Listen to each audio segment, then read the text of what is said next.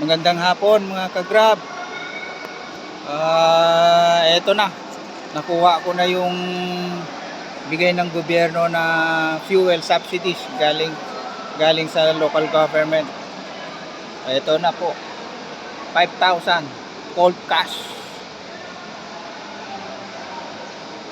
Ayan, maraming salamat sa ating gobyerno sa konting tulong nila dahil sa napakataas na gasolina sa ngayong panahon.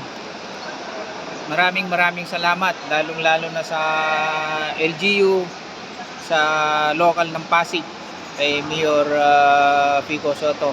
At napakabilis lang po mga kaibigan ang pag-release nila ng pera.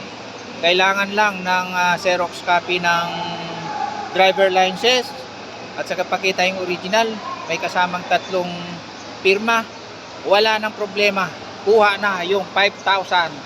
Ayan, maraming salamat mga kaibigan sa ating gobyerno. Sana may ulit pa.